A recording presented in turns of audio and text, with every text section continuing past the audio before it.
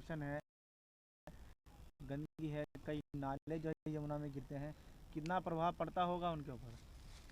देखिए, यमुना को जब गौर से देखें, किसी भी वाटर बॉडी का एक रोल है पक्षियों के लिए।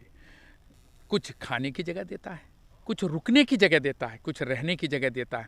तो यमुना को जब पल्ला से ओखला में बांटेंगे, कोई मुझे लगता है कि 46-50 किलोमीटर्स की दूरी तय करते हुए जब पल्ला से वज़ीराबाद तक आती है, वहाँ पानी आपको पता है कि वहाँ तक कोई ड्रेन आता नहीं है। सिर्फ और सिर्फ उसमें ऐसे ऑर्गेनिक मैटर्स जो ऊपर से बह के आते हैं या कोई फेंकता है वो होता है। लेकिन वज़ीराबाद से ओखला तक पोल्यूशन है, उसमें बहुत सारे जो सीवरेज आती है। सबसे बड़ा तो नजफगढ़ ड्रेन ही है पहले, जो बहुत सारे रॉ सीवेज लाते हैं। और बहुत गवर्नमेंट ने बहुत सारे एसटीपीज बनाए हैं जो अब काफ़ी बहुत जगह पे इसको रोकने का प्रयास किया जा रहा है।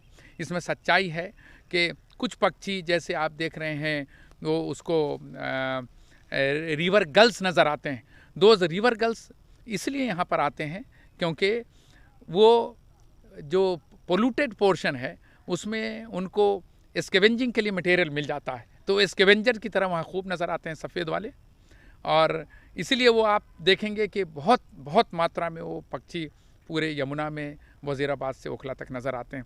फिर अंत में जब ओखला जाएंगे तो ओखला एक ऐसी जगह है जहाँ शायद प्रदूषण सबसे ज़्यादा होगा, लेकिन वहाँ पर पक्षी माइग्रेटरी बहुत सारी नज़र आएगी। क्यों? क्योंकि वहाँ हैबिटेट डाइवर्सिटी इतनी है कि वो रेस्टिंग का जगह प्रोवाइड करती है, एक रूस्टिंग की जगह प्रोवाइड करती है।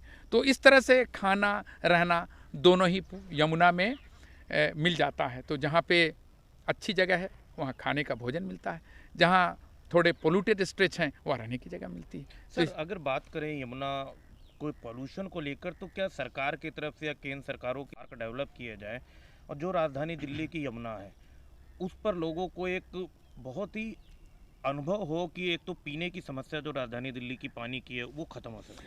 आपने बड़ा अच्छा सवाल उठाया। आप जब यमुना बायोराष्ट्रीय पार्क जहाँ आप खड़े हैं उसको देखें, आप जब फेज़ 2 में जाएंगे तो वहाँ पे हमने बड़े से वेटलैंड को 100 एकर्स के वेटलैंड को रिस्टोर किया है, जो ऑफशोर रिजर्वायर की तरह देख सकते हैं।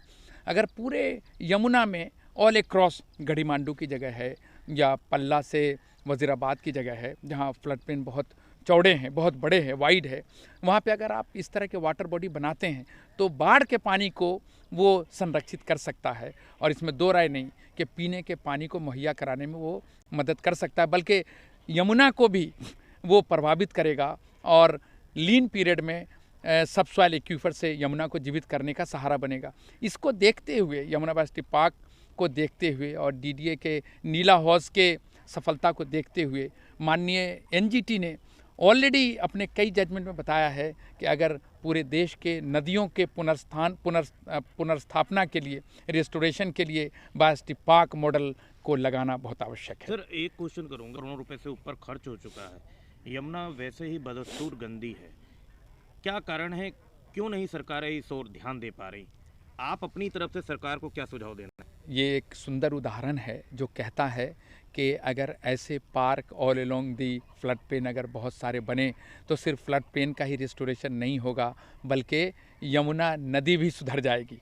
नाले का पानी कंस्ट्रक्टेड वेटलैंड से सुधार के नदियों में डालना और ग्रासलैंड और वुडलैंड से फ्लड प्लेन को रिस्टोर करना नदी को जीवन देगा। सरकार ने शुरुआत की है। यमुना में जिस तरीके से